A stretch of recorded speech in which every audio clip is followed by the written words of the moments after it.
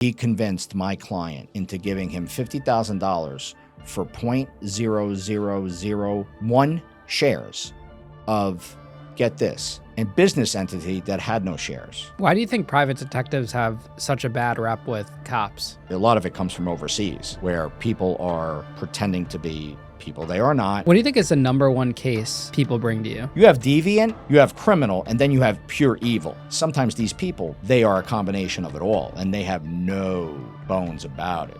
Dr. Brian Kelly spent years working inside prisons, but what he saw as a private detective after leaving corrections might shock you. From catching cheaters to exposing fraud, he's seen the dark side of what people try to hide, and today he's revealing all of it. Dr. Brian Kelly, welcome to Locked In, round two. Round two. Thank you so much for bringing me back. Really appreciate it. Yeah, thanks for coming on again and introducing us to your friend out there who we're having on the show tomorrow. Yeah, he's a tall glass of water and he's a trip. He's a legend in his field. You're gonna like him. And you guys met on TikTok. We did. Two private investigators in a weird kind of space, and we hit it off and.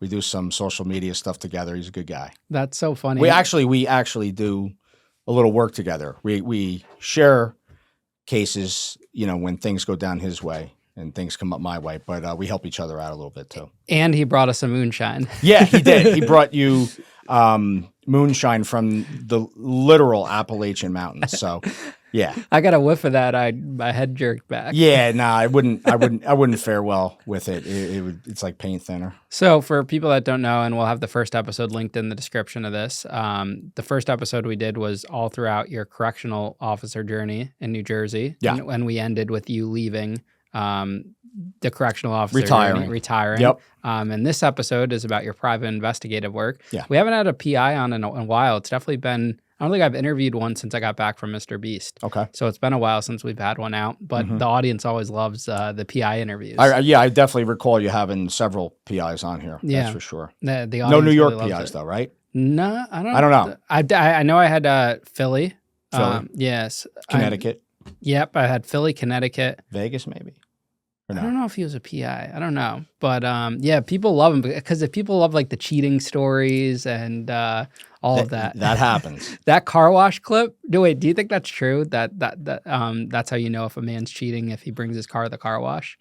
That clip did millions of views. Look, I know guys who and women who are just perpetual car washers. Like a lot of Italian friends of mine, that's them. But based on what he said, it could be definitely indicative of that type of behavior. Is it? And I don't even think what's the gentleman's name? Ray Rano. I don't think Ray meant, every infidelity case it involves a car wash. I get what he's saying though. Like it could be a major red flag based on a lot of his experiences and things like that. I don't get my car washed that much. So your wife has nothing to worry about. And she yells at me for that. So that would be, I guess it's case by case, but it makes some sense. But then again, what type of car is it, right? What type of car, what time of day, and what else you doing? There's a lot of patternistic stuff, right? Human behavior stuff. Tell us about how you got into private detective work. Yeah. As I was ending, right, my law enforcement career, knowing that I had one vertical already in play with teaching criminal justice at colleges and whatnot, I knew I wanted to definitely do that. And coming out of law enforcement, where, yes, I mean, look at some of the clips. I was not super enchanted with the whole, right, career. And I said to myself, well, if I'm going to reinvent myself for chapter 2, if you will, teaching is going to be a part of it. But I wanted to do something in business, but where I didn't have to necessarily report to somebody. And then I said to myself, well, what else not only interests me, but what else am I good at that could be turned into a business? And I said, well, what's the one or two things that I could take from law enforcement that I enjoyed, and really boiled down to the investigative part, interviewing people, using databases within the scope of my employment, where in the private sector, investigations is huge. So I said, okay, I qualify in my home state at the time, which is still where I have an office, New Jersey, and then later on in New York, to be a private investigator. So I said, okay, I'm going to do it, and I'm going to go into business for myself, and I'm going to call the shots. And it's been a journey since, but that's essentially just what do I want to do, right, as a career other than teaching full time, and that's what it was. How hard is it to become a private investigator legally? Because I'm sure there's a lot of fugazis out there too that are offering services. Well, here's the thing, and yes, you're correct. Even before my time, I think 70s, 80s, and part of the 90s, it was like a free for all, where even especially in the New York City metropolitan area and California, especially like two hotbeds on each coast, it was a free for all when it came. I'm a private investigator. Like, first of all, every retired cop in those two states probably had business cards made up that I'm a private investigator now. As licensing started getting tougher, and I think now in the United States, there's only 5 states. I could be wrong, but I'm pretty sure. I know Colorado is one of them, and I think one of the Dakotas, and maybe even like down south somewhere. There's about 5 states where you don't need a license, which is not a good deal. When I got licensed around 2010, originally in New Jersey, at that time it was like, if I recall correctly, about half of the United States at that time, which is only 15 years ago, didn't require a license. So what does that tell you? There was problems, man, and they had to harness it by getting a lot of licensing requirements stricter. So once that occurred, and everybody and their mother wasn't able to say anymore, I'm a PI, or, hey, I want to be a PI and I'm going to be a PI, right? Once everything started getting more structured, formalized, and lawful, like literally, laws came into play. And in most states, the state police and the Department of State in each state maintains all that. And with that said, some states more rigorous than others, but most requirements are no joke. Some New York requires an exam. They don't care how qualified you are. You got to pass their exam first. They didn't care that I was licensed in New Jersey previously. There was no reciprocity. Oh, you're a Jersey PI? Cool. Okay. Pick a date for the exam. You guys still got to take the exam. I know people who failed the exam 5 times. I didn't fail it, thank God. Was able to just carry over business, become a New York PI as well. But hey, there's people who in New Jersey, I even know some retired cops who genuinely wanted to be a PI, but they still vet you. One guy was in that I know from a long time ago. He had such debt in arrears, they wouldn't license him. On paper, he qualified, but when they vet you, right, they're vetting financials, they're vetting everything. And once again, some states are more rigorous than others, but that's my experience. A lot of states got tougher with qualifications. You don't have to be a retired cop. And frankly, a lot of retired cops don't make good PIs. But you have to have qualifying experience, right? A certain amount of hours in certain states, certain amount of years in certain states. And once again, exam, no exam, depends on the state, but you have to be able to pass a background check that you either previously passed, right, somewhere else, or you can't do the work for people, on people, if you can't pass a background, right? So there's a lot that goes into it. What kind of questions are on it? On that exam? Yeah. Oh gosh. Well, for instance, in New York, they tend to gravitate curriculum content from the security world into the PI exam. So they could ask you about laws regarding owning an agency, business-related questions, investigative-related questions. Some can have to do with interview and like questions that, hey, you're a private investigator. Posing questions where the way you answer it, you can't answer it as if you have officer arrest powers. So some people will think, oh yeah, I was a cop, I got arrested. No, dude, you're a civilian now. You're a private investigator. You can't arrest people, right? So like it could be legal-based questions. Then all of a sudden they'll start throwing in security questions, right? Like what kind of sprinkler system should be in this commercial? It's like, and then you have very specialized questions about from what I understand, the exams got tougher, like technology-based questions, interrogation questions, very investigative style that would differ from a lot of other industries. And once again, that's just New York. That's my only experience. I didn't have to take the exam. There is no exam in Jersey, but yeah. Now, you mentioned you didn't think that retired cops or ex-cops made good PIs. Why do you think that is? Not all of them do. And I'm speaking from experience in different times when I sought out guys I worked with to help me. I think people from certain industries, including law enforcement, it's case by case, but I think some people are set in their ways where, hey, let's say somebody retired as a patrolman. Say they were on patrol and they never left patrol. But let's say they weren't saving the world, if you will. That's a saying, right? They weren't that active on patrol. They wrote some tickets. They arrested people when necessary. They helped people when necessary. Other than that, they're just like a body, to be honest.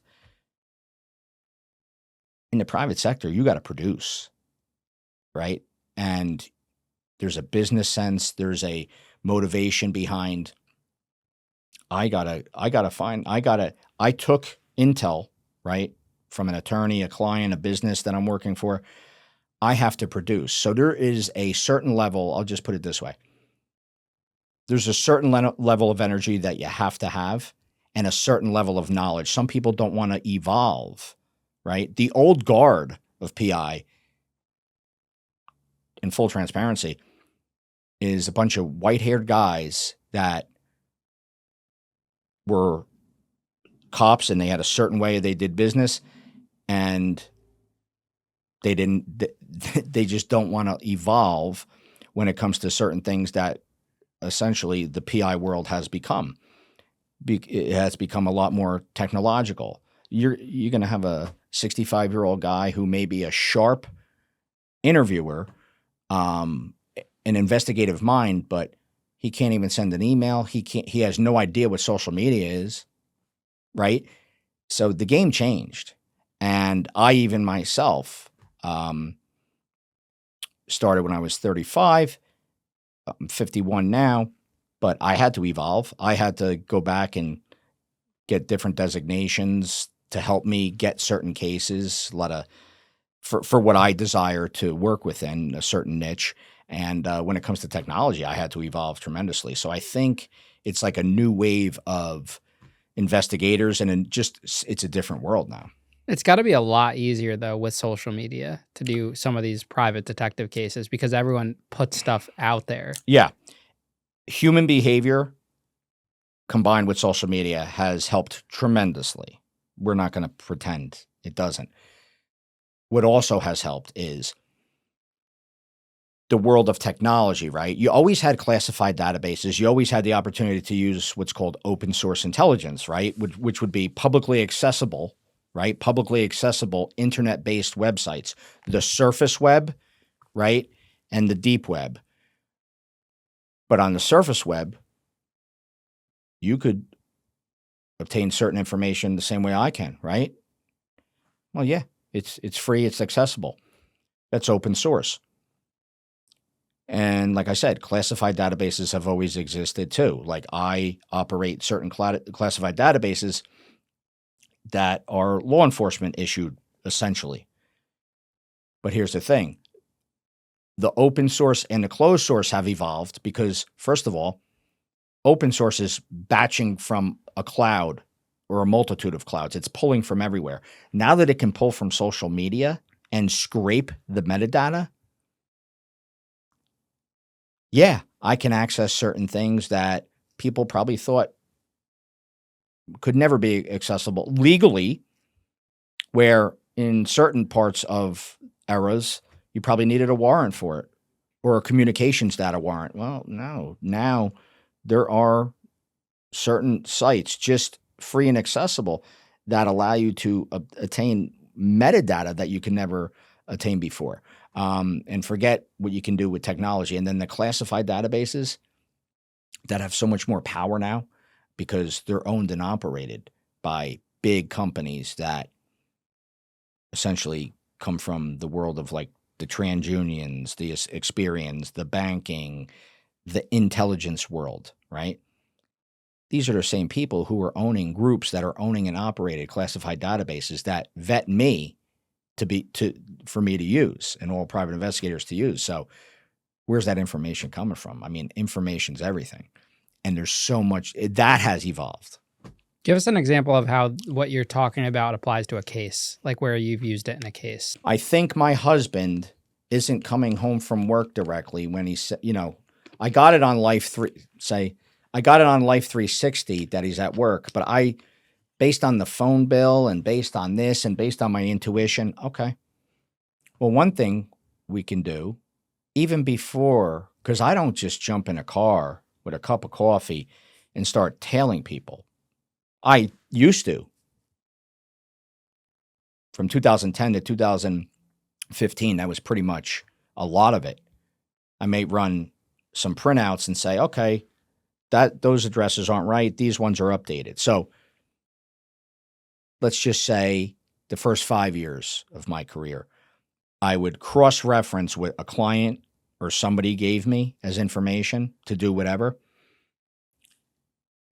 make sure everything that I had was verifiable enough so I wasn't wasting time, but it was better information. So you get better information from better databases, right?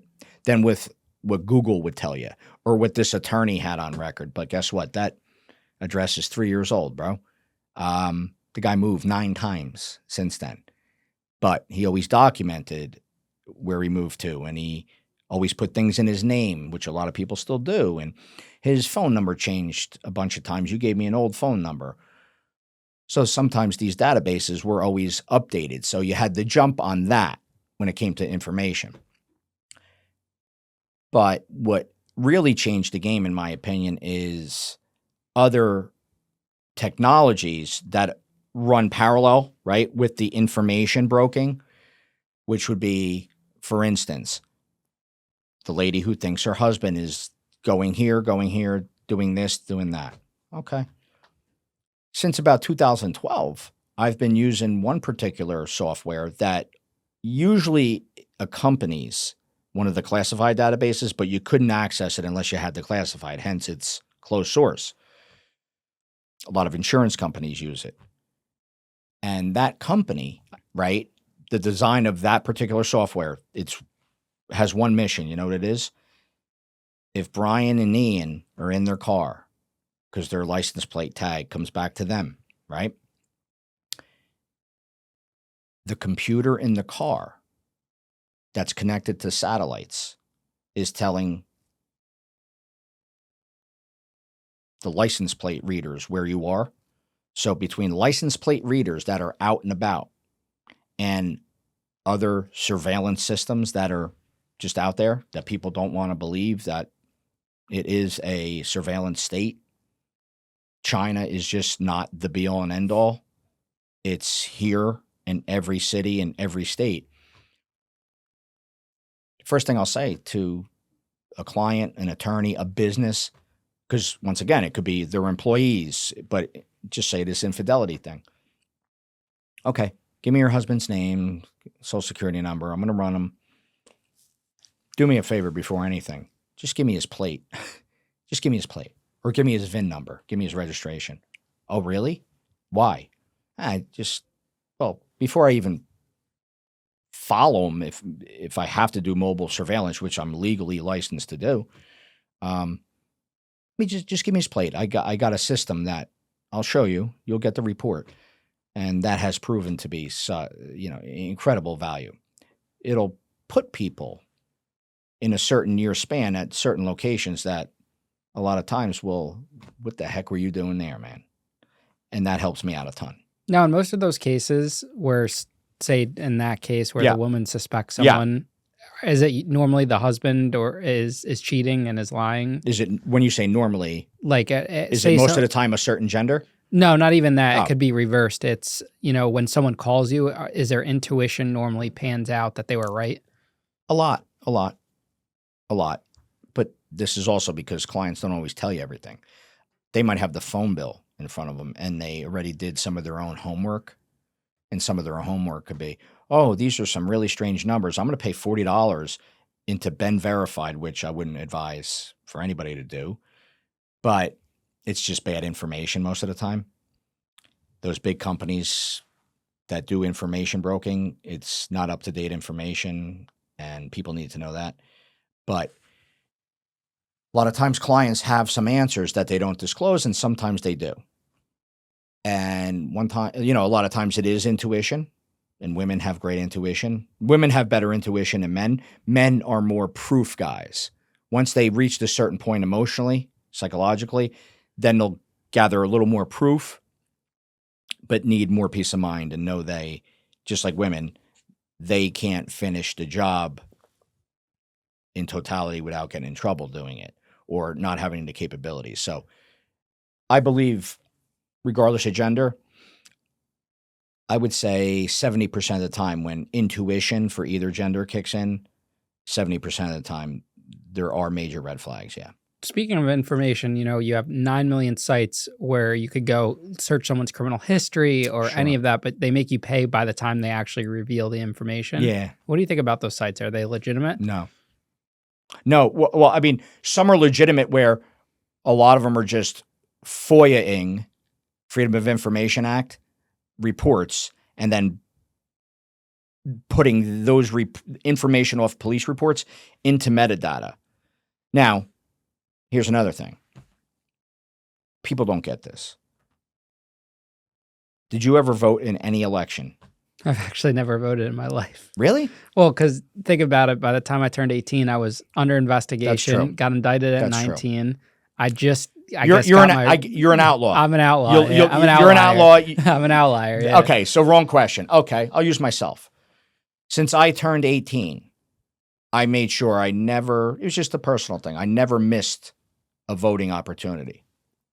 Okay, and some people are the same way and some people don't give a shit. Well, the minute I started voting, my life and anybody's life changes because everything starts becoming more public when you do things like that. Furthermore,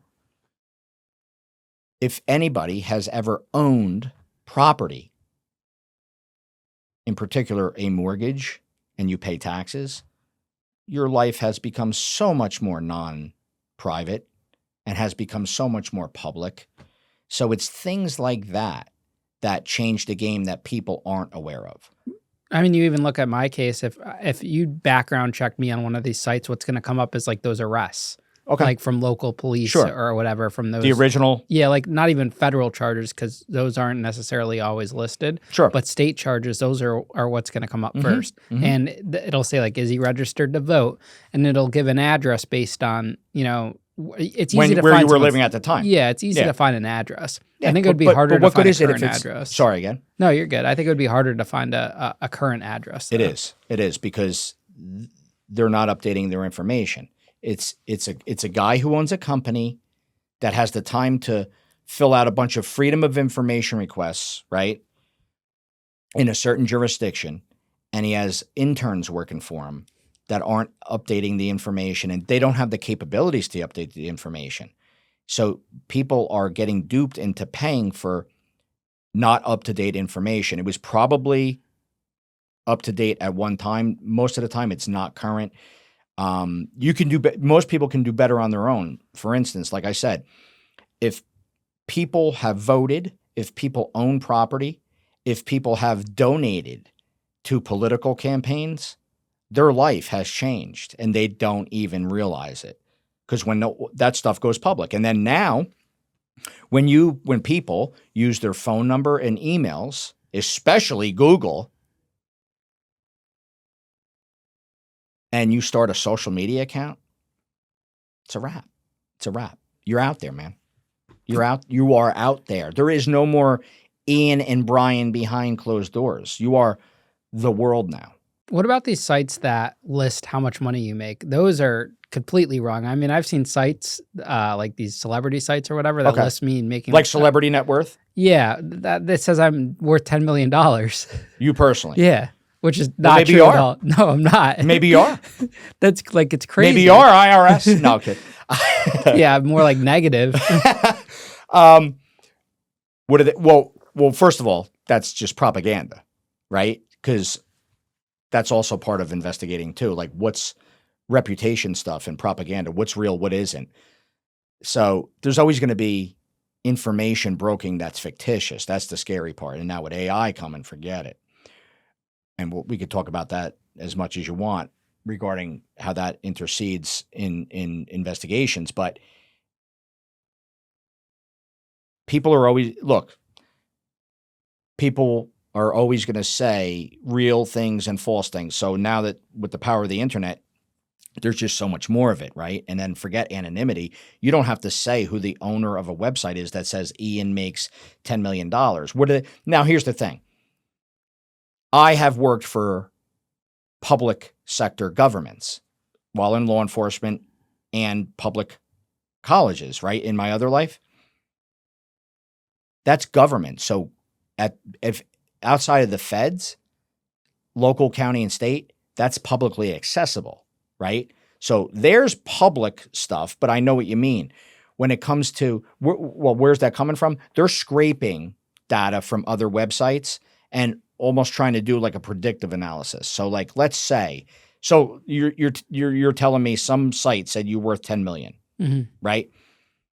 Now that could be just somebody just throwing it up there, basing it off of, this, like, they don't even know how to calculate certain things. Or let's say they look at your views or your subscribers, and did you ever see those YouTube calculators? Oh, where it says how much money someone's making on YouTube? Yeah, based on views and all that. Yeah, those are completely off. Right, but they're probably using things like that. If they're not just coming up with a number, right, to get views, because every time somebody clicks on Ian and it says $10 million, they're getting paid, right? Especially if they're running ads. So it's one or the other. You're just out there pushing fake stuff, or you're calculating it in a way that is just not true anyway. So information is going to come from anywhere. Now, the other false information is, listen, when you don't update information, like these other Ben Verifieds and all these other things, when you don't update information, but at one time it was a true source from a Freedom of Information Act report, that's still false. Now you're still pushing. The fact that you're not updating it, you're pushing false information. So it's both. It's false either way. Tell us about your first really, really juicy case you ever worked, where like juicy how? In the sense where you really had to use detective skills and it was something that was maybe outside your realm or you've never done before. You ready? My first case ever. It was a little outside my reach, and even now would be considered pretty big, and this is what it was. Little corrections tie-in too. A former warden of one of the jails I worked in was working corporate security somewhere. He runs into this guy, and this guy, who became my client, goes up to the first person in a aura of desperation that he sees in the scope of authoritative, like an authoritative position. So he walks up to my ex-warden, who's in a suit, just working. The guy's working corporate security, right? Like literally stationary security. He's not a PI. He's an ex-warden, but he's just standing there in a black suit. And this guy, and I'll tell you why he was in such a state, goes up to my old boss and goes, "Hey, are you an investigator like from Planet Zeptar?" And he starts telling him how he was victimized. My old warden cuts him off and he just goes, "Look, it sounds like you need an investigator, and you may need an attorney too, but I got a guy." And my old warden was nice enough to probably have received a business card that I sent him or a text, because when I first got licensed, as motivated as I still am to do what I do each day, I let everybody know, like, "Hey, dude, this is what I'm doing now. You scratch my back, I'll scratch yours. You get somebody who needs an investigator, let me know." Within a 2-week period of getting licensed, this guy who approached my old warden's calling me. His name was Frank. And he tells me he got bilked out of $50,000. Okay. Let's meet. We meet. He's telling me he meets some guy, Muhammad, that was at like some type of business event. And this guy, Muhammad, must have saw a dum-dum coming, because that's what happened. He convinced my client into giving him $50,000 for 0.0001 shares of, get this, a business entity that had no shares. Like if you said to me right now, hey, listen, I want to invest in you. I would say, okay, thank you, but I don't have an S corp or a C corp. I don't have shares, and I'm not publicly traded. I'm an entity, but you know as well as me, if you're going to invest in something, you should know what you're investing in, and certainly you're not going to invest in an entity that doesn't have, right, that type of financial share structure. Well, my client wasn't sharp in that sense at all. So he gives a guy he barely knows, without any vetting, $50,000. I wouldn't do that with $50. Some people do this all the time because they think they're going to get rich, or they want to be part of something. So some guy, Muhammad, makes out, and he says he's also part of a group and there's other people affiliated. My client realizes after about a month that he got screwed. He was made a fool of. So he was trying to get his money back. So I said, okay, what do we have here? Long story short, the players panned out. The players were real. There was a real Muhammad. I met Muhammad. Prior to meeting Muhammad, I found, based on some of my background in white collar and anti-fraud, I recovered evidence that the money was certainly taken to a bank in Edison, New Jersey. And guess what? Unbeknownst to my client, that money was wired to Tel Aviv, Israel. Tel Aviv, Israel. Now, this is a Palestinian man wiring money to Israel. Something's not there. Something's off. Furthermore, this guy, Muhammad, is in bed with some other guy that is overseas, that I found out who he was. And they were doing this to so many people. So my client, Frank, was one of 1,000 people they were doing this to. So I knew I wasn't going to Tel Aviv, Israel, to request $50,000 back. But what can you do, right? Well, first and foremost, I told my client, confront him one last time professionally, see if he could get the money back, because he knows this is no longer a business scenario. The guy was still lying to him and this and that. I gave the guy proof to show him it wasn't. So we have the guy, Muhammad, on video basically smirking, saying, all right, you got me. So before I met Muhammad, I went to a friend of mine at the Secret Service, and I received a crash course in, good to see you, Bri, but 50,000, you better come to me with 500,000. We don't look at things, all due respect. We don't look at 50.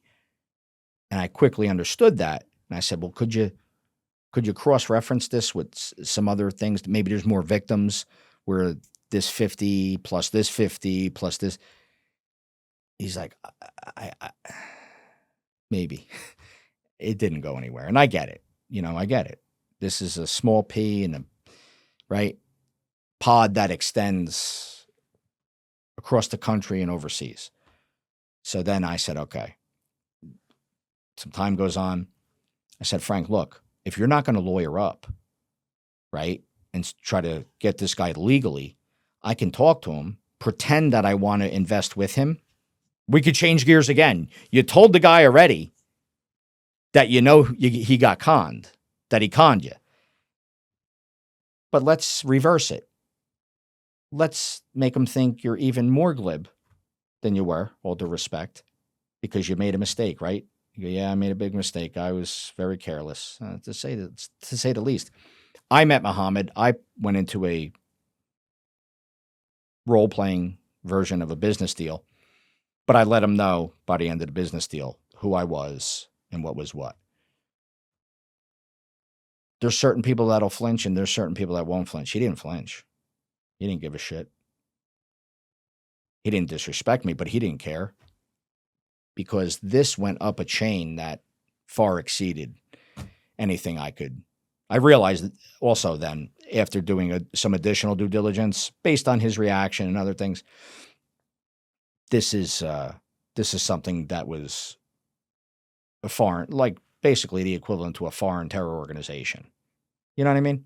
Just they had not nonprofits set up that were just funding different things, and I even went back to the feds and brought them some stuff.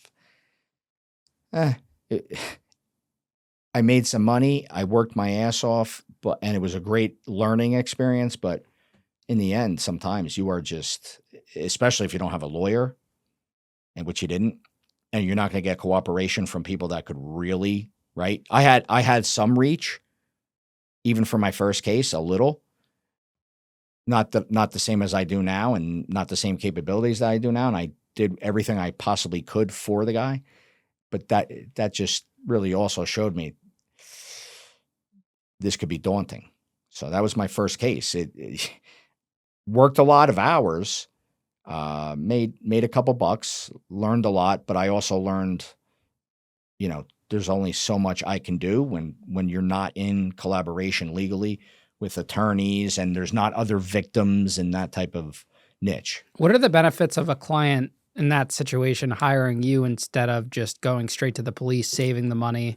I mean, he's already out $50,000. Well, I escort. Well, yeah, you're right. But I escorted him. We did get a police report, and the police assigned the case to a detective. I think the detective in that case was more relieved that I was helping the guy, so he wouldn't have to do. So I'm thinking this detective's going to help me. So sometimes it's a pissing match, right, between private detectives and police, right? Because sometimes you oppose each other. In this case, we weren't opposing each other. We technically were on the same side, and they ran the guy to see if there were any. And from what they found, they couldn't tie him to anything. They couldn't even find the wire I found that went to Tel Aviv. And really, I didn't subpoena it. I didn't have subpoena powers. I was able to just find it, and through banking and interviewing.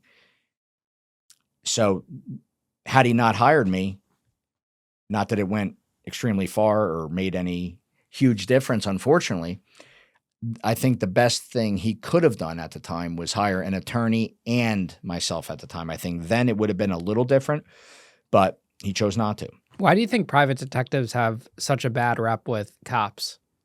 I think a lot of cops, I think it hits a couple different verticals. I think cops often perceive private investigators, especially the ones that never were cops, as like a wannabe. Like, oh, look at this. Because there are a lot of private investigators who have no law enforcement experience, as discussed, which to a cop, it's like, who are you? Who are you? Barnaby Jones over here? What are you, Columbo? And you never were a cop, right? And And also, I think it's like a capability thing. Like, what are you going to do? Like, literally, it's like a perception thing. Now, let's just say I do talk to a cop and I say, hey, I do the whole play on personalities. Hey, brother, I used to be on the job. I'm retired. I'm a PI now. Can I get your insight on something? Can I get a little of assistance? Because I've had to deal with cops. But I do think I think there is a pre-existing perception, right, of a lack of qualified personnel, or a perception of that's just some dork with an ID card that says private investigators. Like, some cops aren't even educated in the genre that, no, you actually have to, there's real qualifications to get a PI license. I just think if they don't know the person and they know that the background may not jive exactly like a lot of PIs who do have law enforcement, I think some of the PIs who get the most bad rap are ones that may have, at least from cops, they've never been a cop, and that's how they perceive it as, oh, this guy was never a cop. Well, you don't have to be a cop first. Some private investigators can run circles around certain cops, especially some detectives, vice versa. There's some detectives that are unbelievable, right, in law enforcement, that want nothing to do with that when they retire. Yet they would be so valuable if so. So it kind of like works a lot of ways. But I think that is some of the perception-based stuff. Do you have any experience with dating app type cases? Because I'm seeing Yep. so many documentaries about, just like the crazy dating app stories. I mean, you saw the Tinder Swindler, then Yep. there's a few more. Yeah, if you're talking catfishing and or obviously a lot of it probably started with the whole, which still continues to this day, catfishing, like the anonymity, right? Especially a lot of it comes from overseas, where people are pretending to be people they are not. And what is their main goal? Their main goal is to socially engineer the person, to exploit them financially, and then exploit them on a much higher level to execute a plan to see if we can exploit you financially. If we could get at 400 out of you, maybe we could get 4,000, right? And maybe we could get 40,000. And guess what? You gave me 400,000. Maybe I could get you, right? Because I'm pretending to be in love with you from a dating app, but you still never met me. Some people have committed crimes that they really don't even realize they're committing in the name of emotional attachment and love, where some people that are getting socially engineered from dating apps, they're taking suitcases with tons of narcotics and trying to get them through an airport because they're in love with the person that's asked them to do it. But sometimes they don't even know what's in the suitcase. It has gotten to that level. Now, has it gotten to the level that has ruined people's lives emotionally as well, where people fall in love with people that they just never met? Like, how I couldn't imagine meeting somebody and then talking on the phone, perhaps even, some people don't even reach that point, and they'll talk to somebody through a dating app DM for years. Could you imagine not even hearing a human voice, and then after hearing a human voice, never meeting up? Could you imagine never meeting a person, and then if you finally did, if there was any normalcy to the fictitious situation that was already at hand, how do you get played to the point where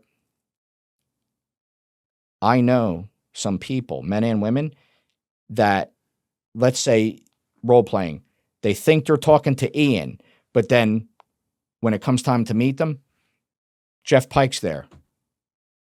But they're still in love with the person they thought, and they'll still continue the conversation because they're so socially engineered. That's the problem. It's like being addicted to an algorithm. The algorithm takes you to this level, and then the psychological process took over. They're compromised. I spent 3 years locked up, and I could tell you mail call was sacred. When you're inside, a photo isn't just a picture, it's a reminder that there's still a world out there waiting for you.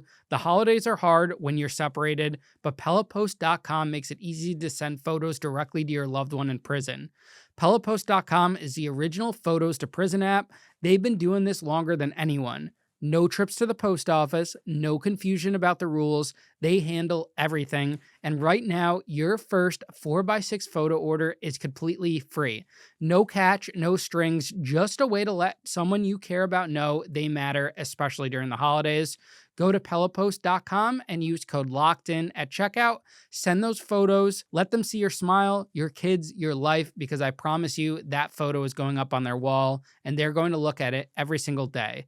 Pelopost.com, keeping families connected one photo at a time. I feel like there are red flags on these accounts. Like Tons. as a guy, when I was on the dating, Mm-hmm. apps and whatever, there's things you look for, their pictures, and then you look at their Instagram, like when was the last picture posted? Well, yeah. Mutuals, like there's so many elements. Well, here's the other thing.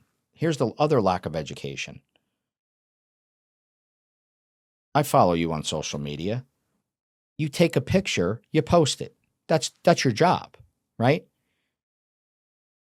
I could take that picture free of charge without using a classified database, plug the picture, right, into a site.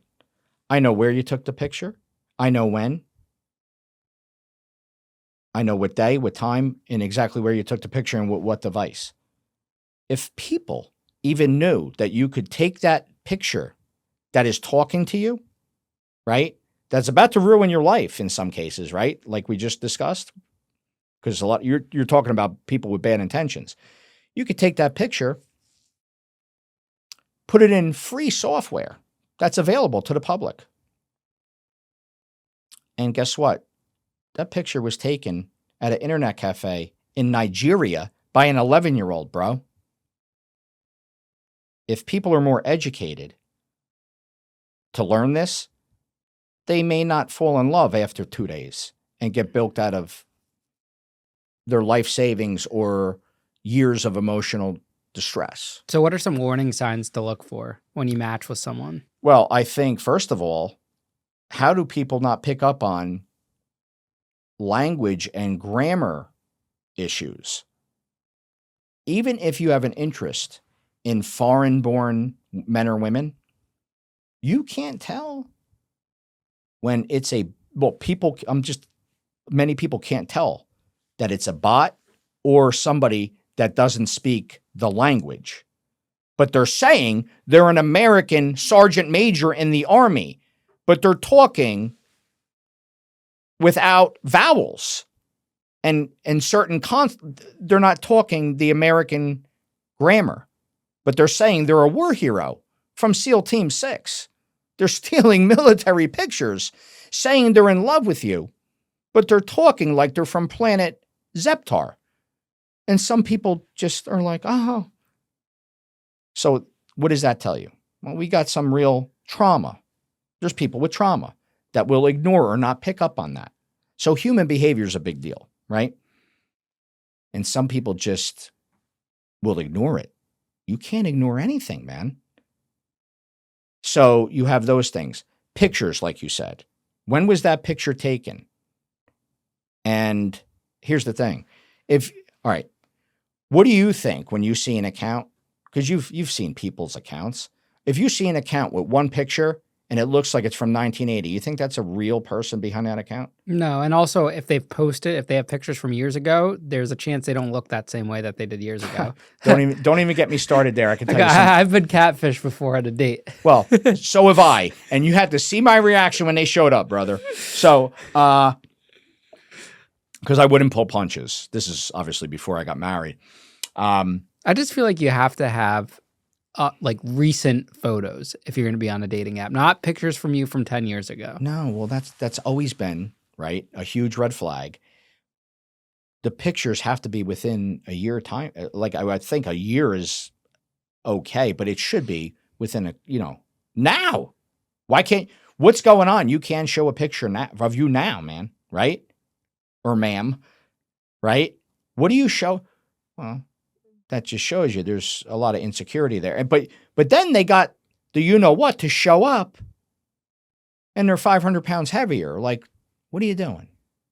Well, no disrespect, but like, what are you doing? Where do you think that's going to go? You think you think the emotional attachment is going to outfox the physical? It's not. So, but what does that also tell you, Ian? People in general are deceptive. Listen, everybody has a little bit of deviance in them, okay? But deviance isn't criminality, and deviance doesn't mean deception, right? You've rubbed shoulders with people in certain environments where you would never want to be with them in that environment ever again because of how truly like you have deviant, you have criminal, and then you have pure evil, right?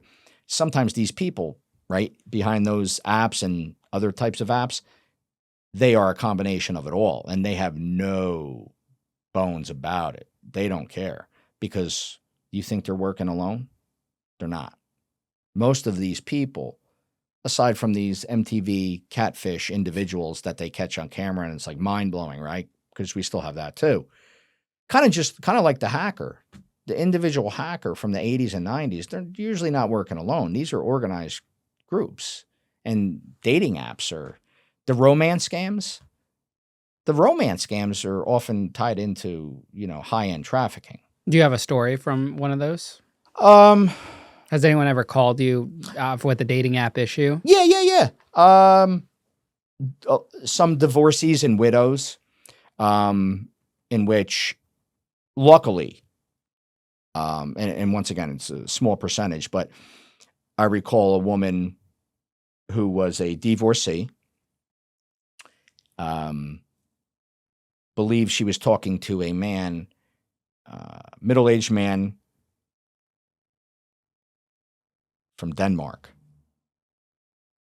So this guy, decent-looking guy that looks Scandinavian, right, was in Denmark. And his thing was, I'm gonna come meet you in New Jersey, and I'm gonna do. So he said he was gonna do this like 3 times. First of all, I take all the information, right, that exists. Listen, you can't hold anything back. Give it all to me. I'll analyze it. It'll help me develop a plan of action here. Meanwhile, I'm running images. I'm looking at text language. I'm realizing where a lot of times it's an American, but they're overseas. This guy's saying he's overseas. He's not. Fast forward, it's one of her neighbors. It's one of her neighbors. Literally, 4 houses down. But wouldn't you know, the neighbor, his main goal was part stalky. He wanted to see the lady get dressed up and go out on dates and follow her on dates that the guy wasn't showing up to. Completely bizarre. First of all, Denmark, right? Say you're from Bayonne and because it was in Bergen County across the GW Ridge. Say you're from Bayonne and do it weekly and see how dumb she is and keep showing up. Denmark, you got to say, I got to fly in. So he was saying like every month he was going to fly in, arrange the whole thing. Showed her fake airline tickets, right? He was good at that stuff.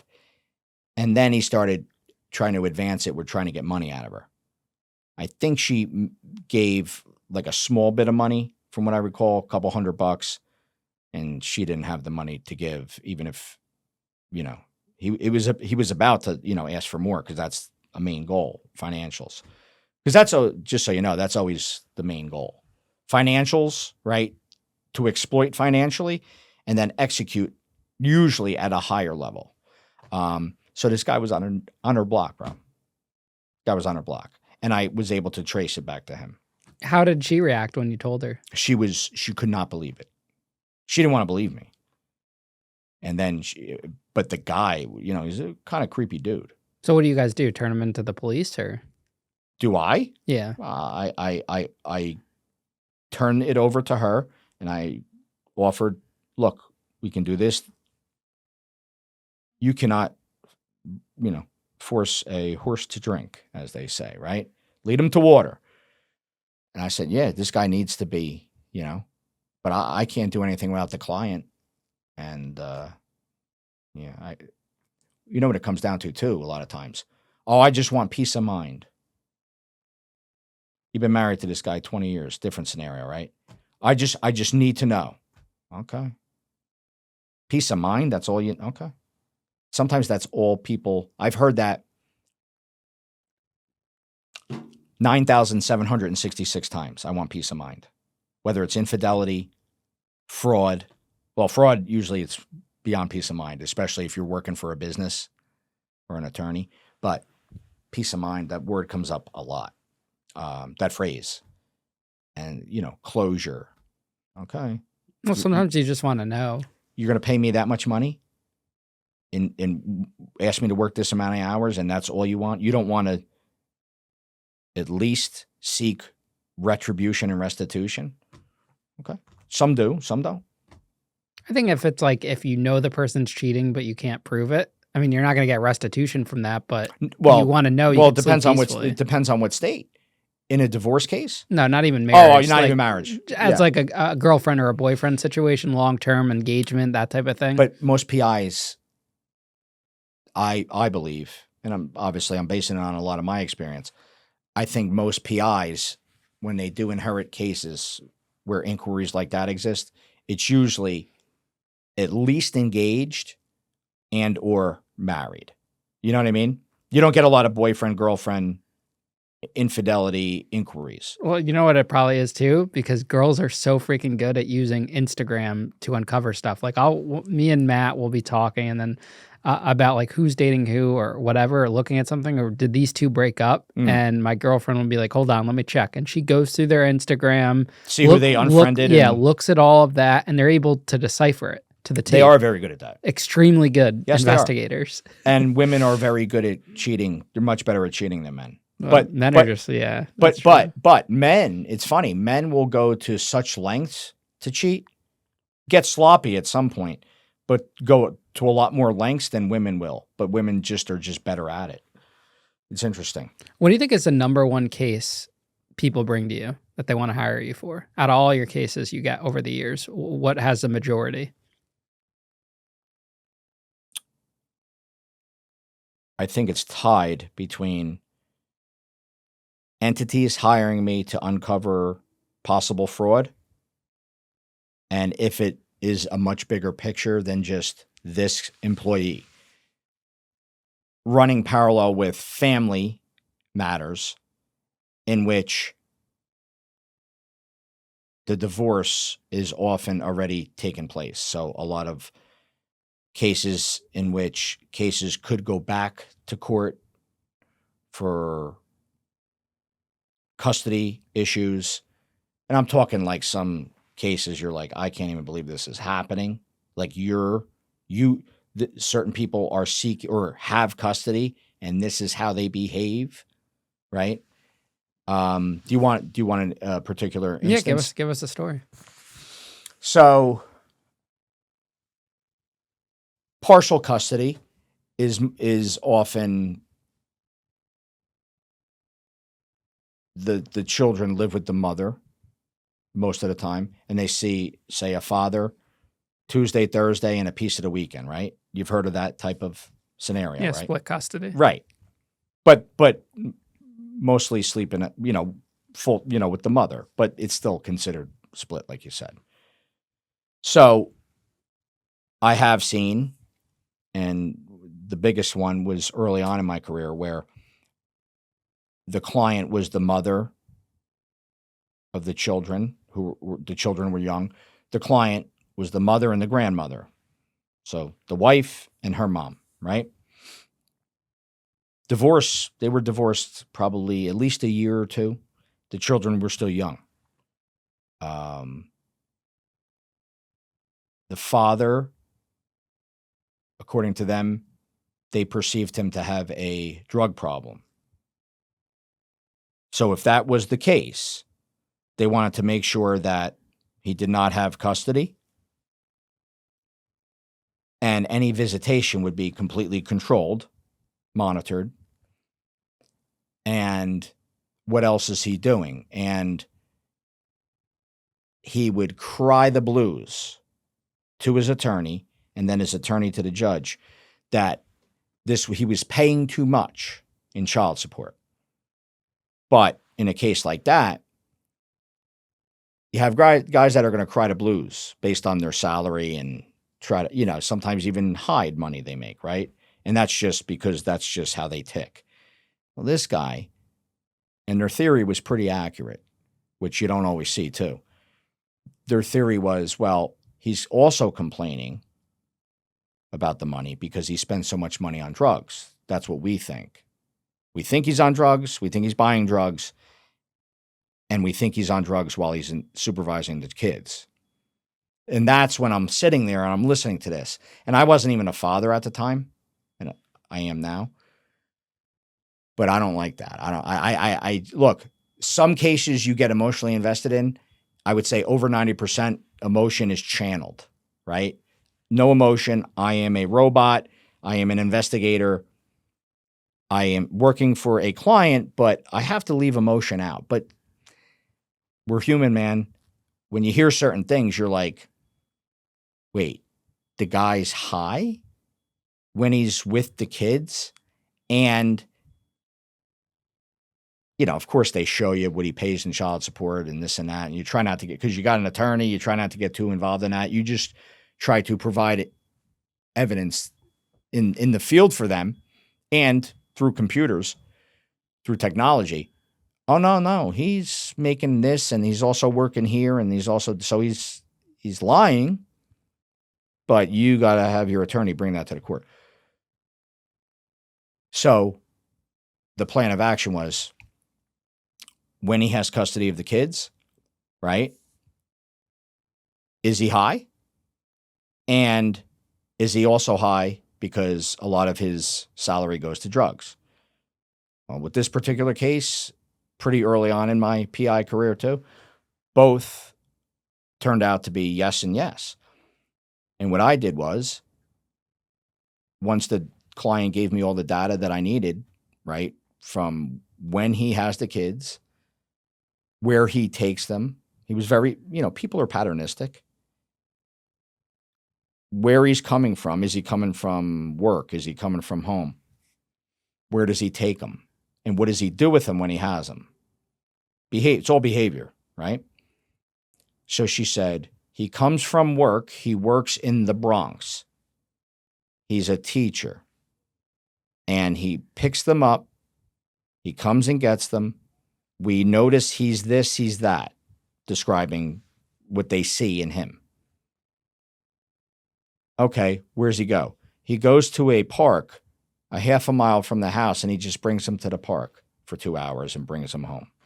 And I said, how about on the weekends when he has at least one sleepover? Oh, he just brings them to his apartment, and they sit there. Okay. So she's describing a guy that is kind of like, what, a slug? Sounds like you're a slug. When you're with your time, maybe you value it, but that's it. Okay. You think he has a drug problem, you tell me where he works. Let's start there. So before I go into the field, I use vehicle sightings, right? Like I described before. He worked in the Bronx. I had his car 11 times. Now, this is 2012, but I still remember 11 times at a certain corner that, when you do the research, is a hot spot for buying drugs. Okay? So I take that, I put it into action. Eventually, I see him buy drugs. The most significant moment of that case was knowing he was going to pick up his kids at 3:30, but I had to be at a certain location before he departed. For when he departed work, with a high probability that he was going to buy drugs, because she would say, I believe he's coming to us high. So he was getting high twice a week minimum, right?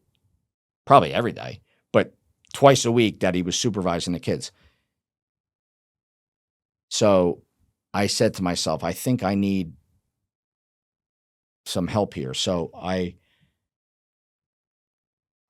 hired an ex-criminal justice student that was about to become a cop to help me out a little bit. Literally drive and observe, not behind him. I was the one behind the guy, right? I needed an extra a pair of eyes. This is 13 years ago. So my extra pair of eyes told me, because I was on a live feed, saying, okay, I'm behind him. I'm just following him. We're going to follow him to a certain area. We did. It was clear that he purchased, that it was a hand-to-hand transaction. He stayed in the car. So I'm behind him.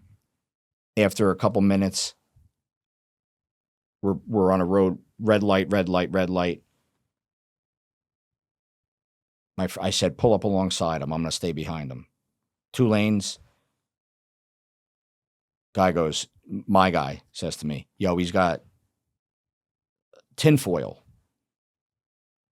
And it looks like something's in it. Okay. Thank you. Good observation. I call the client in real time and say, look, you got 2 options here. We can get this guy pulled over. It looks, he bought some drugs. He's on his way. She's trying to get her attorney, right? How do you stop a guy from picking up kids if he just bought drugs, but at the same time, he didn't ingest the drugs yet? We're monitoring him. So I said, you know what? I had this idea. Let's see what's what. I tell my friend to fall back. I get in front of him. Now the guy's behind me. I'm surveilling him reverse. As I'm looking at him in a rearview mirror, as we're going through or approaching a green, then turning yellow light, I slam on the brakes. He rear ends me, and the product flies at him. He's covered in product of what he bought. I said, I can't believe this just happened, right? So when you get rear-ended, it's their fault, right? I get out of the car because now it's a motor vehicle accident. He's cleaning up and this and that. And I said, oh, what's up, man? I look at my car. There's no damage. All the product that he purchased, there was none to ingest. Literally, I don't know how much it was, but there was none to ingest. He's like, are you going to call the cops? I said, well, it's a motor vehicle accident. What do we do? I said, you know what? There's no damage. This is all on film. There's no damage, man. You okay? You okay? Yeah. He's going, yeah, I'm okay. His heart rate was probably, right?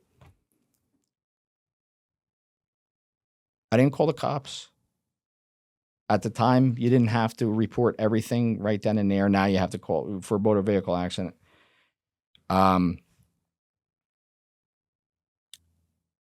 And even if I did call the cops, I wouldn't have had to tell them I'm a PI and what I did. But I did what I did. I let the client know, and I said, okay, he's en route to you. She's like, well, I'm not letting my kids go. And I said, well, you better get your attorney on the horn. And the attorney was able to get within like a 30-minute thing, an injunction for that day, that week. Then his attorney got involved. Flash forward again, the following week. Based on where I was coming from, I was still monitoring him, but I didn't get him in an area where I saw him purchase anything. And she was very nervous. So I got enough time right, off of GW Bridge coming from New Jersey, because I had to do something in Jersey the following week, to follow him. Now the kids are already in the car. I pick him up on the road. Do you know? He's driving like A-OK. He gets him to the park. They're playing. This guy had enough wherewithal to get them to the park. Now, I didn't know if he ingested anything, nor did she. He's at the park with the kids. I'm about 75 yards away watching him on a video camera. This guy passes out on the grass in the park, and he's looking at the sky. He nodded out, and you know what I'm talking about. He nodded out. Well, the youngest son was probably like 3. I have then found myself sprinting 75 yards, where at the time I hadn't sprinted in years. The kid is standing on a wall that oversaw an 8-foot drop into a creek.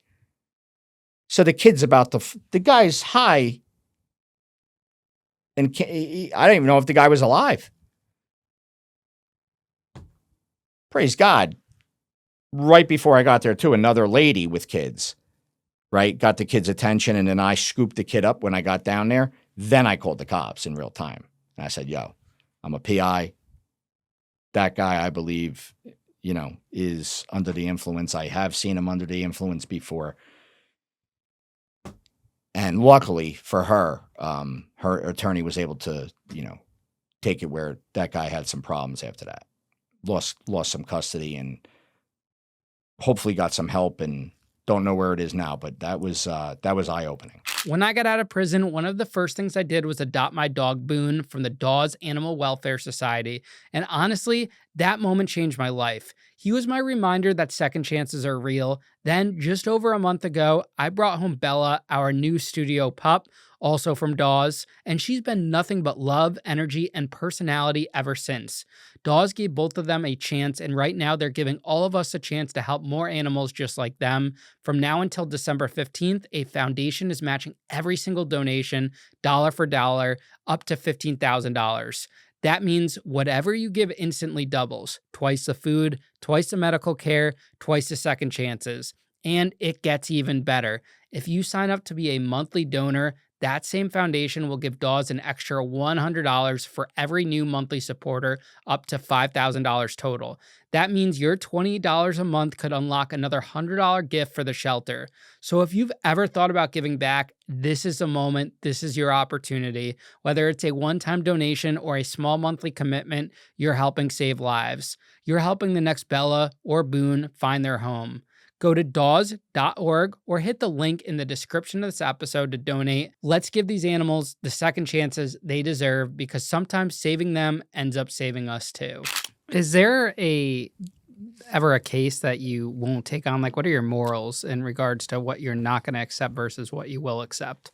Yes, there have been instances where if somebody asks me to do something that's illegal, I'm not going to do it. For instance, if somebody had almost definitive proof that something was occurring, let's say infidelity, and they wanted me to put a GPS tracker on a car. They didn't want me to follow somebody. They wanted me to put a tracker on a car. Okay, I'll give you an easy example. I will say, whose car is it? And they'll go, what do you mean? I just told you whose car it was.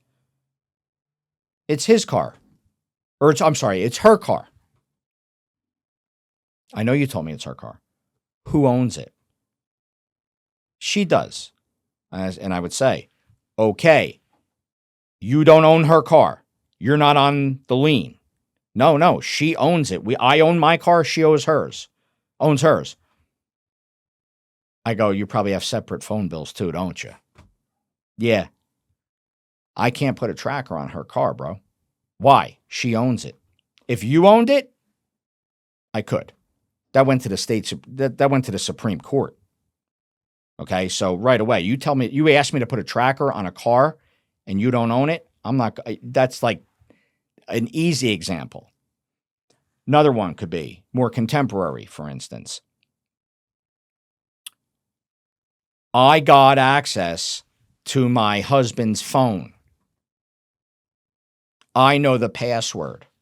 Oh yeah? Good for you. But I don't know how to get the deleted messages, and I don't know how to do this, and I don't know how to do that.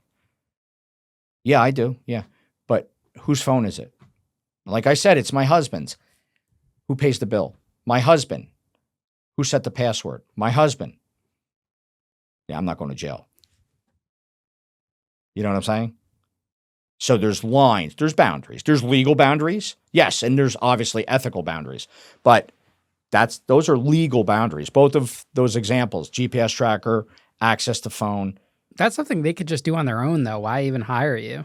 I mean, you could slip an air tag in someone's car. Yeah, you could. What do you think about air tags?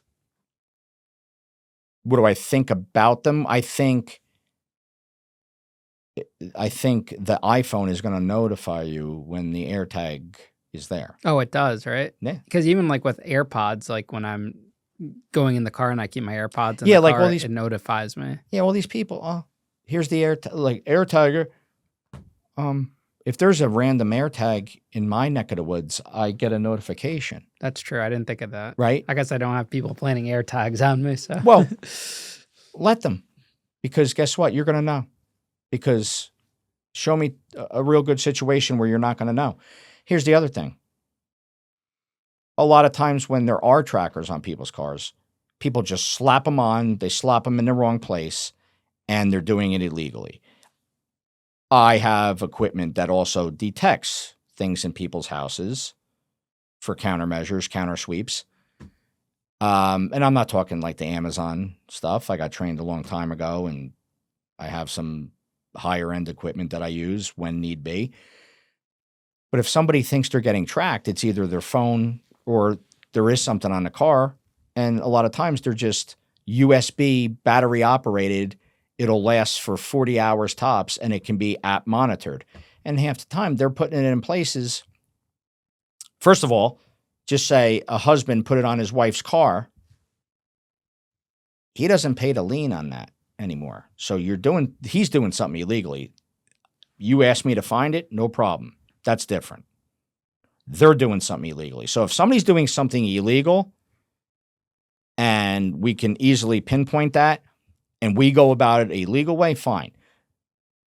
But I'm not going to crack a phone if it's not yours. I'm not throwing a tracker on a car. You want to pay me? I would say you're better off paying me to follow him. Now, in certain states, you go down to North Carolina, I don't know what it is down there. Nobody follows anybody. Nobody follows anybody. I follow everybody around the 5 boroughs, New Jersey. Like, sometimes it's like, for a long time, it was like my life is following people, and I got pretty darn good at it. And I still do conduct surveillance legally as a PI for a multitude of reasons. But you're much more legally safe in doing so, right? Contractually, where you turn that evidence over, here's what I found. Here's what I didn't find, because it's my job to prove or disprove. But I'm not going to do anything, right, to question my ethics or illegally. Like, when I run a report from a classified database, I don't give the report to the client.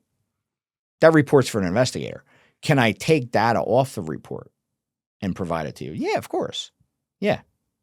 But there's a fine line between so many different things, right? You can't, you know how like police can get charged with like entrapment? There's a fine line, gray area with that too. You know, I'm not gonna, if there's like, say there's a case of infidelity, I don't like hire women to hit on men. Now, could you? Yeah, sure. But like, is that what you're looking for? Or are you looking for a specific person? What is also illegal, or you basically were asking if clients ask you to, right? yeah. To do, yeah. And then some PIs, and there's different types of PIs. I'd like to elaborate on that later too, how I kind of categorize them as such. But certain types of PIs will go about certain situations in a way where, like, they'll use a female investigator to purposely compromise somebody when that may not even be, right, the central focal point of what's going on, but that's how you went about discrediting them when we were looking for something else here, but we found this. Well, you found it because you concocted this, right? A couple slippery slopes there. But in a case like that, that's up to the person. I don't think that's necessarily ethically wrong if you have a woman PI undercover going up to a guy and trying to hit on him. If the guy's loyal to his wife, but it's not but it wasn't even an infidelity case. Oh, okay. You know, I mean, it's a totally different type of case. Yeah. Where that's how you went about it. Well, is that ingenuity or is that just, I don't know. But I think the plan of action has to match, right, the definitive objective, but sometimes the clients do ask you, right, to go beyond the scope of what you can do legally, and you can't bite on that, or else it's a wrap. And a lot of times, simultaneously, you have to manage expectations too. I am not Merlin, the wizard. I am not. Look at. Remember David Copperfield, that illusionist? Yeah. You're a fugazi, bro. You got to be an investigator, right? But we can't pretend things happened. And as much as some people want them to, right, happen and get that peace of mind, because some people do need real evidence, it ain't there sometimes. So what do you mean by different types of PIs? Once again, you could interview 100 PIs, 99 might agree with me. This is how I perceive the PI world. I perceive the PI world as being three. Now, I don't care what there's a lot of women PIs, there's men PIs. I perceive the world of PIs as this. Number one, an information broker. What do I mean by that? I mean a guy who will sit in a comfortable leather chair all day long with a monitor, a computer, a monitor that's just basically a computer monitor. And they will have access to, the classified databases, right, that I spoke of. They'll have 2, 3, 4, 6 different accounts with 6 different classified databases. And they don't get off their ass into the field to do anything other than run classified database information on people, right, that are requested from clients, and or guess who, that type of PI, the information broker, who do you think pays them for the most information? Other PIs. Other PIs who may not have classified databases or not as many as they need, or, whatever the situation. They'll call certain people and pay certain people that are licensed to do it to just sell information. Literally, information brokers. That's it. Boom.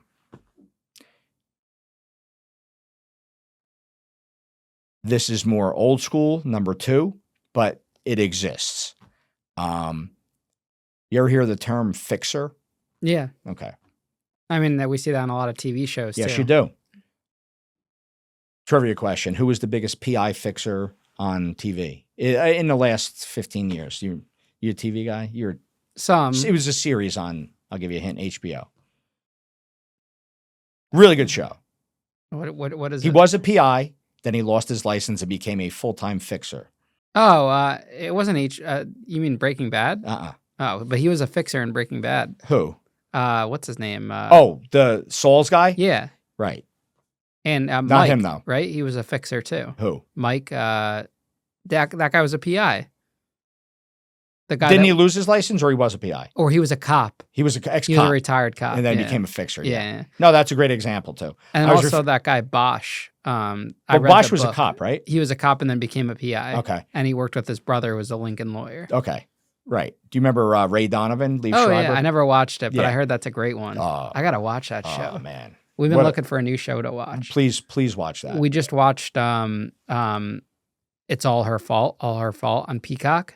It's so good. I saw you put that on. Yeah, that post went what is viral. that? It's got like 3,000 likes. But what? It's so good. It's like a limited series on Peacock and 8 She's episodes. not a PI or nothing, right? No. But it involves a cop and Oh. a detective in it. The guy that he's in a lot of stuff. He's really good. Cool. I think he's in. No, that's Mark Ruffalo. I'm thinking about, but he's in a lot of stuff. It's a really good show. Watch Ray Donovan too. Okay. If you're, because there's so many moving parts Yeah. and so many backstories, it's cool.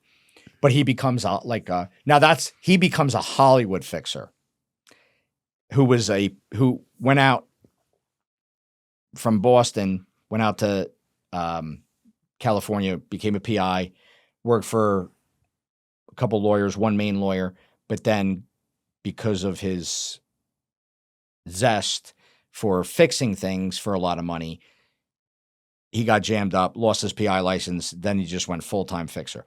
There are still fixers, right? That will let's take a legal fixer. What's a legal fixer? A lot of times they will be a bodyguard that carries a weapon legally, that does more security work, right? And a little bit of reconnaissance for their clients, in particular, probably higher profile clients, that often crosses the threshold in which you should, right? As a PI, I don't have a license to intimidate people. I have the authority to surveil people, but confrontation is not part of the whole scheme. Fixers, they don't care. They'll cross the line. I'll tell you who defrauded you, where it went. I have capabilities and experience that will, even back, right, my first case, and it was a pretty big one, found where money went to Tel Aviv, Israel, out of my friend's dumb pocket, because he's a dumb, well, not my friend, my client, right? But simultaneously, these guys, right, will say, and let's say it wasn't Tel Aviv, Israel, say it was Albany, New York. They'll say to the guy, they'll say to the client, give me $5,000, I'll go up there and I'll make sure he regrets giving you, or they'll hint to it. You want me to go pay him a visit? Can you imagine in 2025 saying, hey, Ian, you want me to pay him a visit? Right? Those are like those fixers. They don't have a lot of boundaries. Right? And do many of them have a lot to lose? Yeah, sure. But people are people. Right? So those are my perceptions of two of the categories. And this is probably the one that could be argued the most, and people could say, oh, there's 5. Or I view the last one as, like, I guess a calmer way to say it would be like a hybrid. I kind of like to call it, and this couldn't really be used in a court of law or in most books, but I have no problem kind of like using it conversationally or even during a seminar or something. I like to say the third is a skilled guy that goes into the field, that knows his way around technology, and can interview people,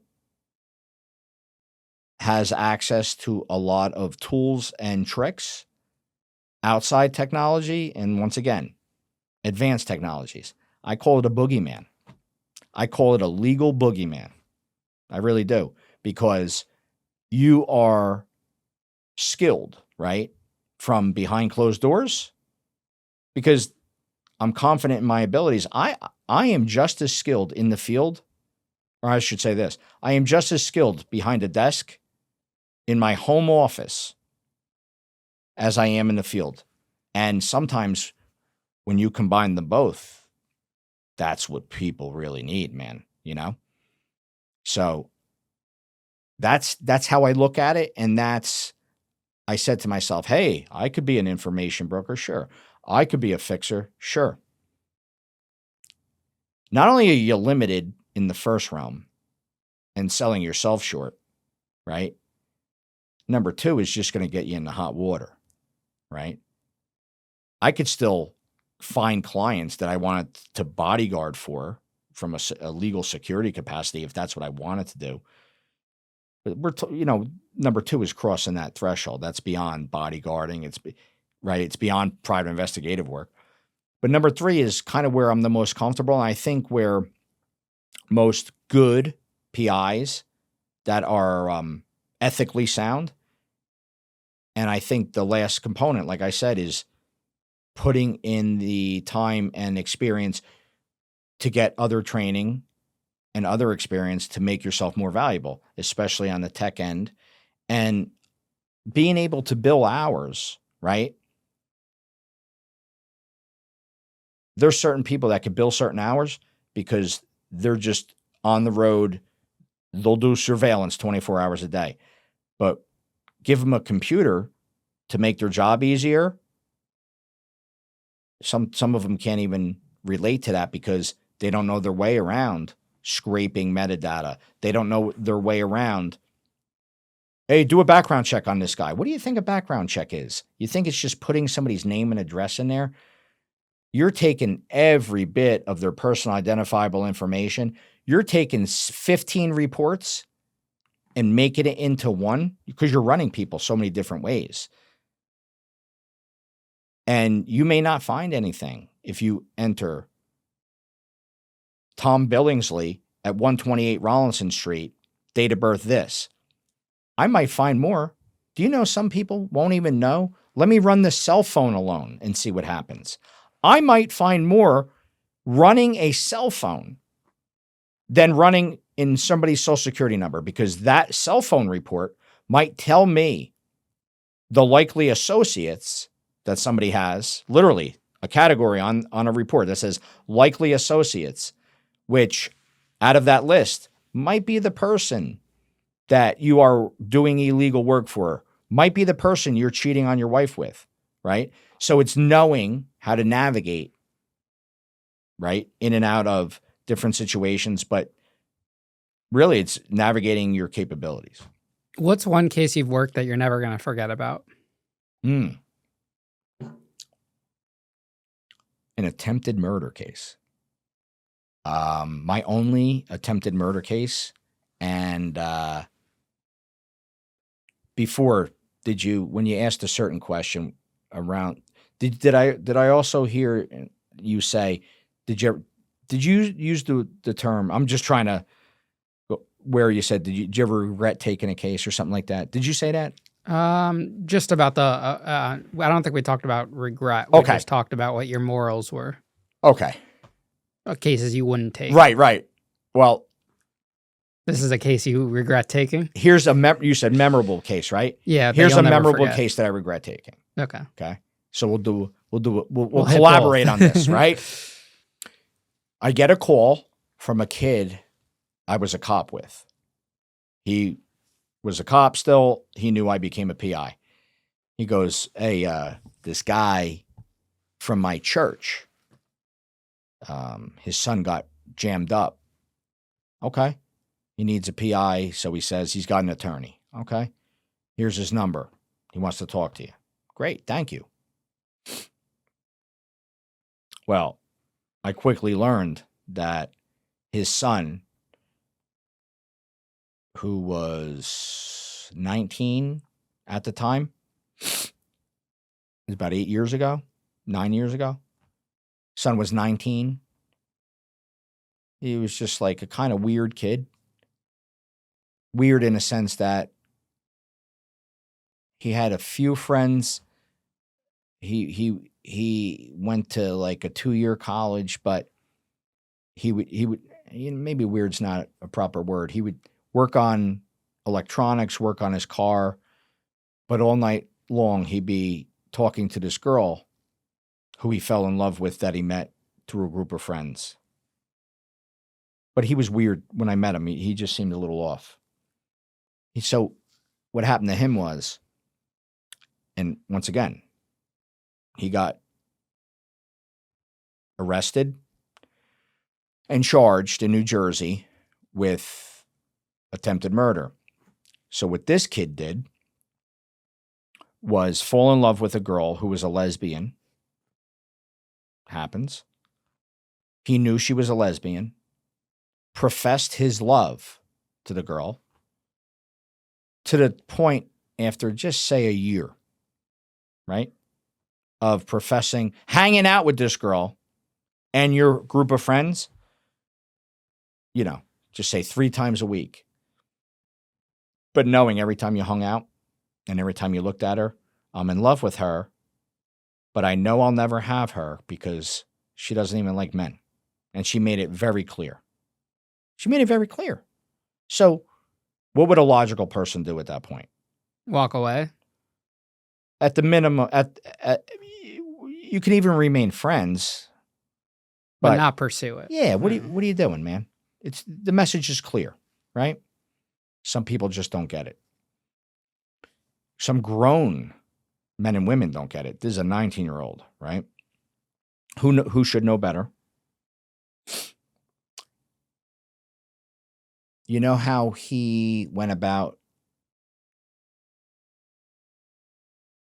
at the highest of levels professing his love? Do you want to hear it? He thought this was going to sway her. He picks her up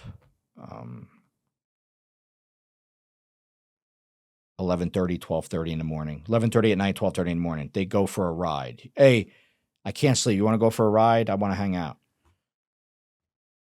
She goes, okay. I think they went to a diner first. That was probably the selling point. They drive to like a pond or lake, suburban area, a little more rural. They park, they walk down, and it's pitch black, and they're staring at a lake. She looks at him like, what the F? What are we doing here? The kid's like shaking. She's like, are you all right? He takes out an unloaded revolver of some sort that his grandfather gave him from like the Revolutionary War.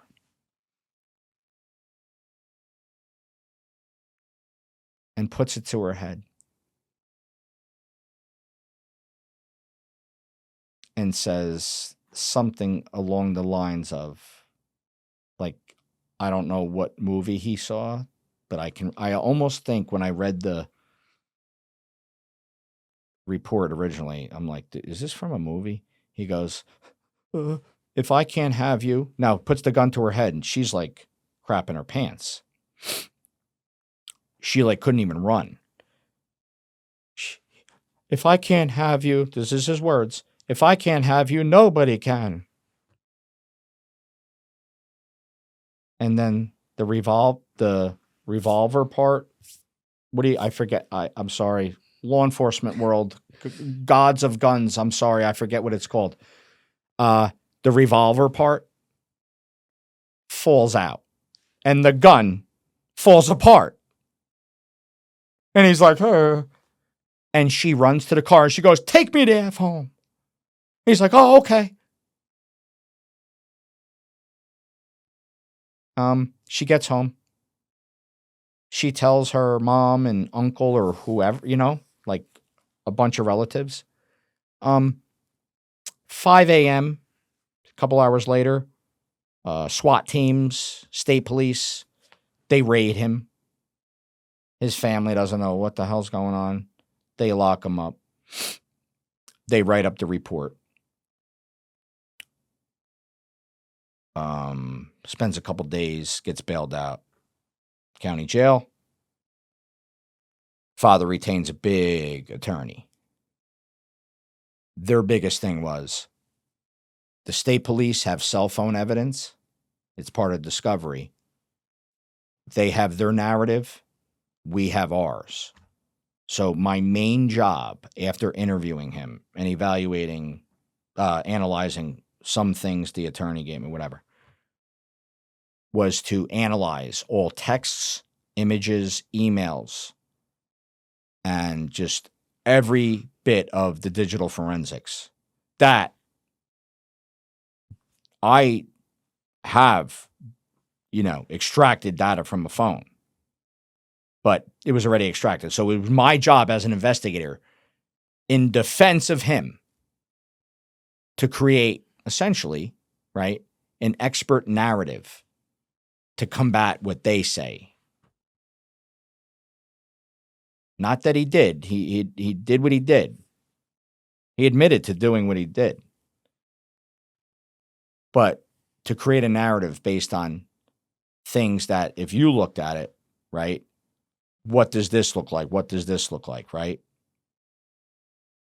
This is what was said, but is this what it really means? And I found the whole process of being on his legal team nothing less than nauseating. I'll tell you why. Because, and,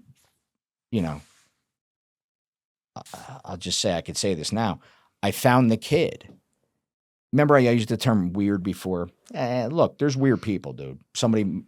Bunch of your listeners might be like, well, this fucking guy's weird. Okay, maybe I am. But you know what I sense from this kid? I did sense from him from the time I met him. I met his father first. His father, you know what? Let me just retract a second. His father was a weirdo. You've met weirdos, right? Yeah, of course. His father was a weirdo. You know what this kid was? A super weirdo. Maybe. He was evil, bro. This kid oozed a little evilness to me. And I met some bad men and women, right? I've interviewed hundreds of gang members. I've supervised them. I worked the street. I've done investigations. I've seen the worst in a lot of people. That was just from law enforcement. In the private sector, I've seen some horribly grimy stuff, some of which we've already discussed today. When I talked to this kid, and from the time I met him, and thank God I only had to talk to him a couple times, and then having to deal with his father, and I get a defense attorney is just going to do their job. I didn't have a problem with the attorney. The attorney was very well known, good attorney. This kid was just, from the point of being retained to handing in my final report, right? They didn't even call me to testify. I think the attorney knew that I was just like, I would have just testified to my report, but I think even I have no problem saying it. I think based on my perception of him and what I perceived of him, even if it was now, and I'm a lot better investigator now than I was then, but I think my feeling wouldn't have changed. I think if that gun was a better gun and he could have got his hands on some bullets, right? I think he would have took care of her. I think he wasn't built for that. So that's why he grabbed the gun that fell apart after 5 seconds, probably because he was shaking so much, but guns aren't supposed to do that anyway. Let's say she never reported him. Another time he would have unalived her. So what happened to the kid? He went to state prison. Oh, he got convicted. He got convicted. Took a long time, the process, and then he didn't go to trial. He pled out and he got 5 years, and I think he's almost done. Why would she get in the car with him after that? That doesn't make sense. Oh, to go home. Yeah, but why would she do that? Well, that was a part of how they wanted me, right? As like a defense to say she wasn't as really in danger. right, as a component of, well, was she really in fear? She got back in the car with him because she probably could have beat his ass, like literally. Or I would have just ran, or I would have stole the car if the keys were available. But I would, Right. I'm not hopping back in the car. Right. Somebody puts a real gun. This fell apart, but somebody puts a real gun to your head. Yeah, what, you're getting back in the car? Yeah. Very weird, right? So that was a big component of, well, she got back in the car with her. The attorney, that he was big with that. What's one case that you want to work that you haven't worked? Like a type of case?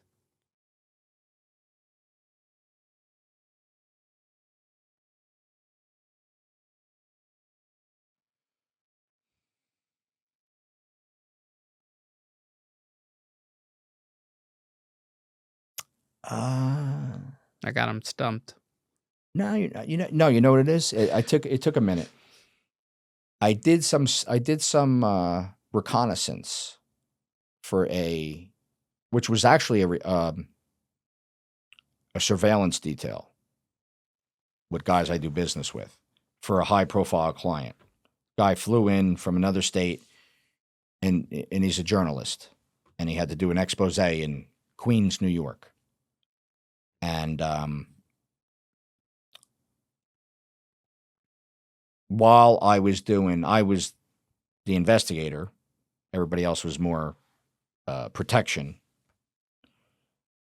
Ahead of time, I got paid to do some field survey because these are journalists that are going into the heart of a pretty bad area, to the tune of the area that they were filming in over a couple-day period was the highest human trafficking area in New York City at the time, Queens, New York, Roosevelt Avenue. Highest counterfeiting area of illegal documents. So when you hear that, or when anybody hears that, but that is not like small potatoes. Those are organized. That's high-end organization, right? So we're coming into, right, this journalist is doing this expose. It's going to be on all over the world. You need to know the environment you're going to be in, right? So we, down to the routes we're taking, right? Literally on a street. What routes are we walking? What routes are we driving? We got to protect this guy. We got to do some due diligence first. While I was out there doing due diligence by myself, I saw some stuff, right? Not to say the papers never reported on this, right? It's not like I am the PI who discovered all of this, but I saw so much human trafficking and so much fraud. And I had already investigated. This was only 2 years ago. I investigate fraud of all kinds all the time. And it makes my job very interesting. I love investigating fraud. But this is a well-oiled machine, right? Conducted by foreign terror organizations. Simultaneously, the most human trafficking on record. But to see it for yourself is like beyond comprehension. And most of it is conducted by non-traditional organized crime factions from other countries. And I think I would, barring some assistance, because you would need some, like to be a part of some stuff that could really put a dent in either one of those, but specifically put a real dent in a lot of the human trafficking, at least from a case study perspective, at least if I was, because that's some unforgiving stuff. You got so much human trafficking going on, even in the United States, most of which that is prosecuted for other types of crimes only a small percentage of those cases are prosecuted under federal human trafficking laws. It's always like a notch down and things like that. And we know who a lot of the players are. I think that it's dangerous work, but there's so much of it, man. And it's not just about, in that case, oh, let's get them because they're from this nation. And it could be Americans doing it on Super Bowl weekend. To put a dent in something like that, that would be pretty, dare I say, fulfilling. Yeah, it's a business. I get paid to do what I do.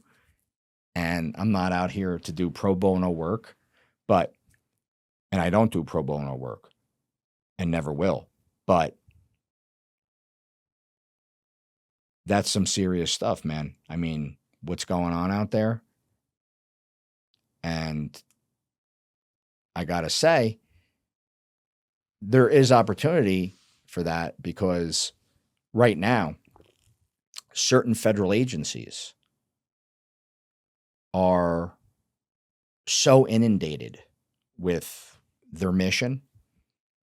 Don't know if you know this. Certain federal agencies are seeking people that aren't feds that may have my credentials and background and people like me to do a lot of the intel they need online and some probably a little bit out there in the field to help them. So these are jobs you can bid on now to assist certain 3-letter federal agencies. And I could have been a Fed. I'm not a Fed, and nor do I. I'm fine in the private sector, man. Do you ever wish you did go that route, though? To be like with like the FBI or something? Any type of agency after you left corrections? Nah. Like an investigator? Well, I did. I was a federal contractor. So I worked for two private companies where the work I did was for the feds. So I did background checks for 6 years for the feds, but I that's wasn't. Not like right. I wasn't a Fed. Yeah, no, not even that. It's like not really actiony, right? No, like no. On the front lines, like no, except the guy that I had to report that had visibly questionable pornography on his computer when I went and did his address check. Oh, shit. That had a security clearance. Oh, you were doing actual physical address checks? Combined with background checks now these are people who were going for renewal of active top secret security clearances. I got vetted for 3 years to get my security clearance. Now I'm doing background checks on them because they're trying to keep their job. To keep their job, they needed their security clearance. The only doozy I ever saw doing that, right, because it was pretty boring work. There was no action, like you said, was during one random type of I had to interview them because you had to interview, right, people to get certain things. And what do you do when you interview people? Is the goal to an interview a confession? No, the goal to an interview is to corroborate the facts from somebody as to what's here, right, on a data sheet. Yeah, I saw some stuff on an open laptop that was Interpol, I think, got involved. Put it that way, because it was from another country and it wasn't nice. So that had to be reported. What do you think being a PI for all these years has taught you about people? When I was already jaded, good people can switch to being bad and not doing the right thing very easily. And trauma comes in a lot of different fashions. Yeah, so let's take a divorce case. A guy could be visibly a great dad, or a mom could be a great mom. But are you really a great mom or dad if you say F you to your ex and you're not going to pay her money to put food on the table to feed your kid, or not give her enough money to send your kid to the school that they've been going to for the last 6 years, and all of a sudden they got to go to a school in a dangerous area now? You're going to deprive your own children, right? You see a lot of stuff like that. And then I think from a deception perspective, I think what I already saw in people being deceptive, including but not limited to people with no criminal records, some of which were cops that I investigated while I was in law enforcement or as a civilian investigator before I retired, depending on the agency. One of the many agencies, right, that I worked for that we discussed the last time. In the private sector, everything seems so much grimier because it seems so much more intimate, because you're dealing directly with usually the client themselves that are hiring you, or a business that's losing millions based on behavior. Seeing people just not give a shit about defrauding hundreds of thousands of dollars from companies, from to the family situations, right? Just doing, you got a drug problem, get help.